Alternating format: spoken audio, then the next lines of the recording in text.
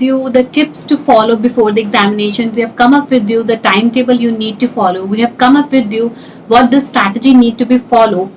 But this gonna be very different and useful for you because we don't know how to attempt the examination. We don't know what are the strategies need to be followed. We don't know what are the best presentable ways in examination. We don't know what the ICI required from your side. So today it's a very gonna be useful video for you because I'm not going to share the timetable. I'm not going to share the strategy. I'm not going to share the tips what you need to follow before your examination, but this video is related to your examination point of view. Only how to answer in examination.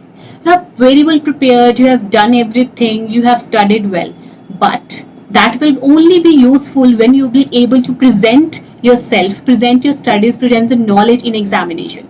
So for that we have Mansi Garg who's going to share her experience with all of us how to answer in examination, what are the criteria to be followed, how to make it a presentable one. So this video is going to be very useful and I literally found it very useful. So do watch the video because she is the one who got 4 exemption in the examination and brilliant marks and brilliant video. These tips are useful for both the stages. These tips are useful for the IBCC. These tips are useful for the CA final as well.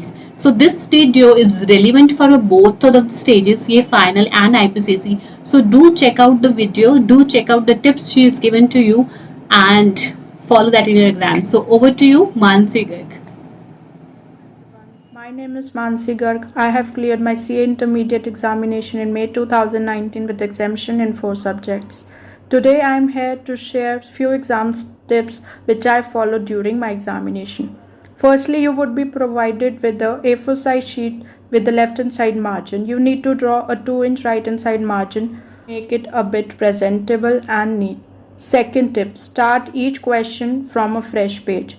If you are attempting question number 1 on page 1, so you need to attempt question number 2 on page 2. Tip 3 is for theory examination, for example, for law, taxation, audit. In case of provision-based study, you need to divide your answer into 3 paras: issue, provision and summary or either conclusion. So issue is a fair rough idea to the examiner what does the question demands. You need to short and crisp the case study or the question into a 2-liner to make the examiner to save the examiner's time. The second part, that is provision, you would be giving the particular case reference. For example, if we are taking the case of buyback of shares, section 63 of Companies Act, you would begin your answer with as per the provision of section 63 of Companies Act, buyback of shares refers to this. Or in case you are dicey about the section number, you can begin your answer with as per the provisions of Companies Act 2013, buyback of shares. You need to that to provision part, that too would include 2 paras, one in which you would be providing basic law knowledge and second, in the second paragraph you would be providing in relation to, in the second part you would be talking about the question, what are its provision, what should the company comply with, what should the company do, procedure and all the basic knowledge which you can infer while reading the question.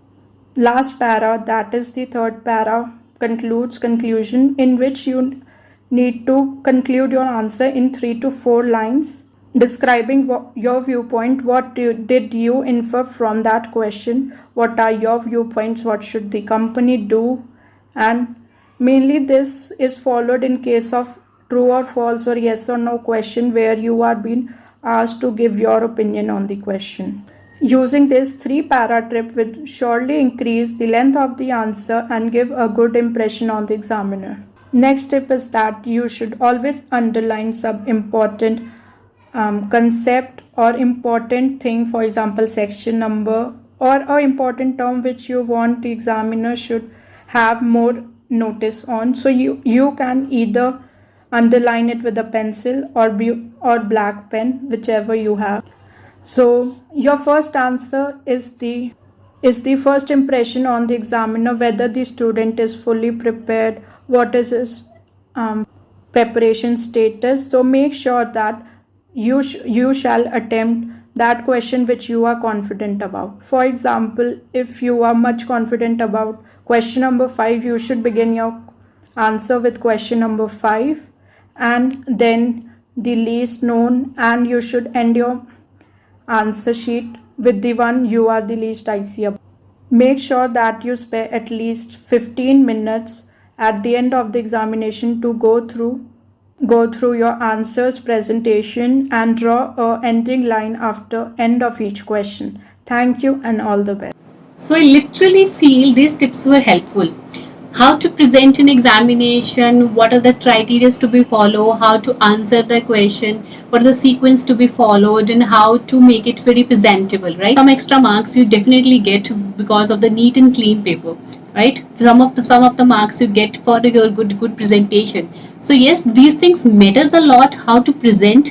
These are not the only criteria to be followed, but yes, these things do follow for your exemptions. So do follow the tips. Don't panic. Relax yourself. Do follow the tips. This is gonna be your last month, so study well, study hard, relax yourself, stay happy, eat well, sleep well, and do follow the tips and study well. Okay, all the very best.